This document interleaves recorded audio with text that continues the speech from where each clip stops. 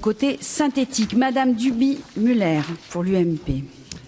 Merci Madame la Présidente, Monsieur le Président, mes chers collègues. Je tiens tout d'abord à saluer le travail remarquable qui a été fait par le Président Christian Kert et le rapporteur Jean-Patrick Gilles de la mission d'information commune sur les conditions d'emploi dans les métiers artistiques. Cette mission d'information m'a conduit à un travail d'audition particulièrement exhaustif car le spectre d'études s'est avéré particulièrement large et diversifié et je remercie les administratrices pour leur travail. Ce rapport actualise les travaux effectués par Christian Kert en 2004, notre Assemblée n'ayant pas conduit d'autres études sur ce domaine qui a pourtant un rôle essentiel à double titre. La culture est d'abord vecteur d'éducation et d'émancipation, mais elle a aussi un poids économique pourvoyeur d'emplois, qui plus est non délocalisable. Vous avez rappelé le chiffre, Monsieur le Président, de 500 000 emplois. Cette mission a ainsi permis à la représentation nationale d'aborder les problématiques concernant l'ensemble des métiers d'artistes dans notre pays, en abordant de nombreux enjeux, parfois très techniques et transversaux. Ce rapport traite ainsi de l'épineuse question du régime spécifique de l'assurance chômage des intermittents du spectacle. Je rappelle qu'il s'agit d'un système dérogatoire qui sera d'ailleurs renégocié dans quelques mois par les partenaires sociaux de l'UNEDIC. Cette question récurrente fait l'objet de débats passionnés entre ceux qui s'alarment de la générosité d'un dispositif déficitaire de près d'1 milliard d'euros, alors qu'il ne bénéficie qu'à 3% des allocataires de l'assurance chômage, et d'autres qui jugent illégitime d'individualiser le déficit d'un régime relevant de la solidarité interprofessionnelle et de lui imputer la situation financière de l'UNEDIC. En cela, vos préconisations sont enclines à dépassionner ce débat.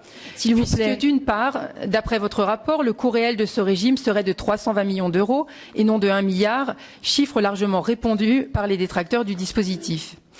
D'autre part, vos préconisations 13 et 14, qui font d'ailleurs l'objet d'un consensus, semblent garantir la pérennité du régime d'assurance chômage de l'intermittence du spectacle, fondé donc sur la solidarité interprofessionnelle, avec un accroissement des cotisations des intermittents les mieux intégrés, tout en maîtrisant les dépenses.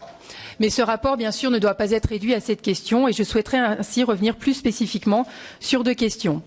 D'abord, Monsieur le rapporteur, tout comme le rapport parlementaire de 2004, vous prenez l'exemple de l'audiovisuel public pour dénoncer les situations de permittence qui peuvent aujourd'hui apparaître excessives. La permittence, je rappelle, est définie comme le fait de travailler au moins 900 heures pour le même employeur. À cet égard, les 7000 personnes physiques en contrat à durée déterminée d'usage, dont la durée moyenne des contrats est de 3,8 jours chez France Télévisions, peuvent laisser perplexes, ainsi que les témoignages recueillis par la mission d'information. Vous n'hésitez pas à citer l'exemple d'un machiniste intermittent à France Télévisions qui a enchaîné 700 contrats à durée d'usage depuis 8 ans.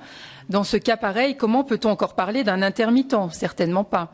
Et la direction de France Télévisions en convient volontiers. L'effort que l'on pourrait demander à France Télévisions, qui recourt encore aujourd'hui assez massivement à l'intermittence, serait de transformer ces emplois permittents en emplois sous contrat à durée indéterminée. Une estimation laisse penser que 350 personnes environ pourraient bénéficier d'une telle mesure.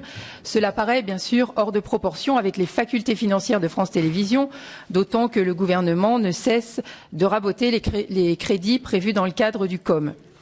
Ainsi, donc, le contexte budgétaire ne semble pas favorable pour permanentiser, entre guillemets, ces salariés intermittents, mais espérons que le travail de la mission permettra de les mettre en lumière, voire de les protéger d'un prochain plan social, ou encore d'insister, comme l'écrit le rapporteur, je cite, sur la nécessité de réfléchir à la trajectoire financière du groupe et ses modalités de financement.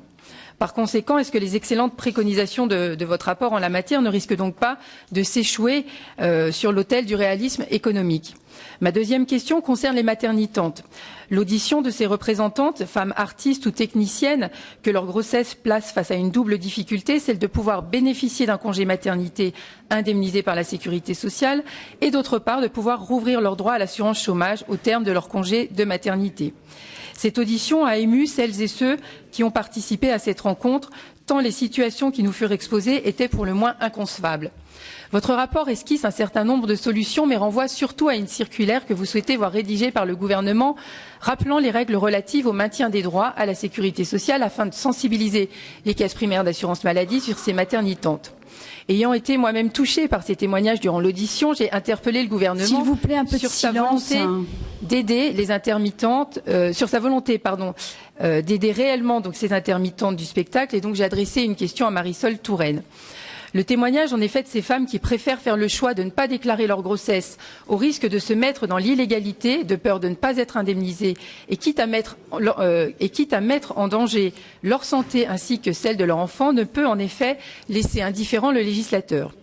Comme vous le disiez très bien, monsieur le rapporteur, page 120, la situation des salariés en état de grossesse, les maternitantes, est en particulier très préoccupante et appelle une action résolue des pouvoirs publics. À cet égard, j'ai été heureuse de constater que votre rapport consacre la conclusion, à cette question. Alors, telles sont les questions que je souhaitais vous soumettre. Pour le reste, l'UMP se montre favorable à la publication de ce rapport de qualité, dont elle espère que de nombreuses recommandations seront suivies pour améliorer les conditions d'emploi dans les métiers artistiques et conforter l'exception culturelle.